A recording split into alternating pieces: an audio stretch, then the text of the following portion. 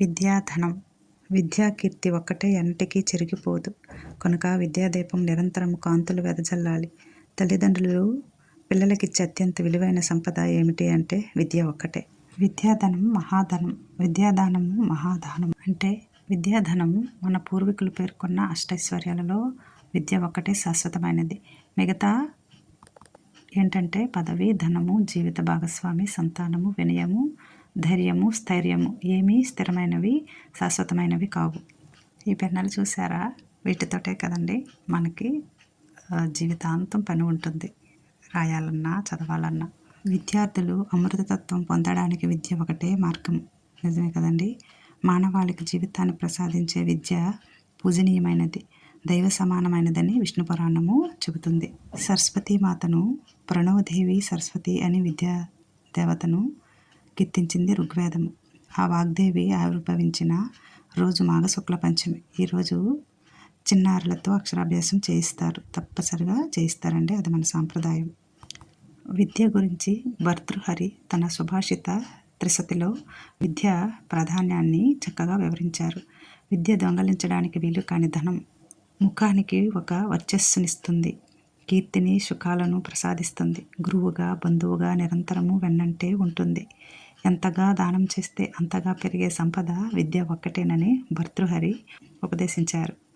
స్వదేశే పూజ్యతే రాజా విద్వాన్ సర్వత్ర పూజ్యతే అని ఆర్యోక్తి. అందుకే అవతార పురుషులు శ్రీరామ, శ్రీకృష్ణుడు సైతం ఆశ్రమాలకు వెళ్ళి గురువుల దగ్గర విద్యని అభ్యసించారు. వారికి తెలియక అండి విద్యను అభ్యసించారు. అది ధర్మము. 1000 సంవత్సరాల క్రితము భారతావనిలో నలంద, తక్షశిల విశ్వవిద్యాలయాలు విజ్ఞాన కేంద్రాలుగా భాషించాయి. కొండవీటి రెడ్డిరాజుల ఆస్థానంలో కవి సార్వభౌముడు శ్రీనాథుడు విద్యాధికారిగా వ్యవహరించాడు. అంటే అప్పటికే విద్యకు సంబంధించిన విభాగం ఒకటి పరిపాలనలో స్థిరపడిందన్నమాట. అంతే కదండి. చదువు గురించి చెప్పిన వారిలో కొందరు చదివిన సద్వివేక చతురత కల్గున్ అన్నారు పోతన. చదువుకున్న సౌఖ్యంబులను లేవు అన్నారు వేమన. సమాజ పరిణామక్రమంలో అన్ని కాలాలలో విజ్ఞులు విద్యను జీవితావసరంగా గుర్తించారు, గౌరవించారు. అదే పరమ సంపదగా భావించారు. నేనేనండి మీకు ఇలా తెలియజేస్తున్నాను, గొప్పగా తెలుసుకొని గొప్పగా తెలియజేస్తున్నాను అనుకుంటున్నాను. ఇలాగ పౌర్ణమి రోజు సముద్రం దగ్గరికి వెళ్ళామండి. అయితే ఏంటంటే నేను కూడా ఎంతగా నేర్చుకున్నానో అంతగానే విద్యాదానం చేశానండి. చాలా ఏళ్ళు నేను చదువుని చెప్పాను. నా దగ్గర చదువుకున్న వాళ్ళందరూ గొప్పగా ఉన్నారండి.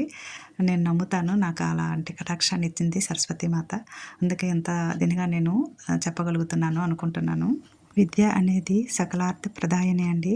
దైనందిన జీవితంలో పౌర సమాజ సంపద కన్నా విద్యకు ప్రాధాన్యం ఇవ్వడము చూడవచ్చు. మీరేం చదువుకున్నారు, పిల్లలేం చదువుతున్నారు అని అడుగుతారే తప్ప ధనసాధన సంపత్తి గురించి అంతగా ఎవరూ ప్రశ్నించరు. ఇంకా గొప్ప విషయం ఏంటంటే పేరుకు ముందో వెనకో విద్యా అర్హతలు తప్పగా ఉంటాయండి. సంపద వివరాలు ఏమీ ఉండవు. అంత గొప్పదండి. సంపద కంటే గొప్పదని అంటాను నేను విద్య అంటే. ఏమంటారు? ఇక్కడ ఒక మాట గట్టిగా చెబుతున్నానండి. డబ్బు, నగలు, భవనాలు, వాహనాలు మరణించాక అన్యక్రాంతమవుతాయి. వాటిని సమకూర్చిన వారి పేరు కాలక్రమంలో కనిపించకుండా పోతుంది. విద్యాకీర్తి ఒక్కటే ఎన్నటికీ చెరిగిపోదు, తరిగిపోదు. చూస్తున్న వారు విద్యార్థులైతే చక్కగా అర్థం చేసుకుంటారు. అలాగే భక్తులైతే చాలా ఆనందిస్తారు. ఏమంటారు ఫ్రెండ్స్? వీడియో నచ్చితే లైక్, నెక్స్ట్ వీడియో కోసం సబ్స్క్రైబ్.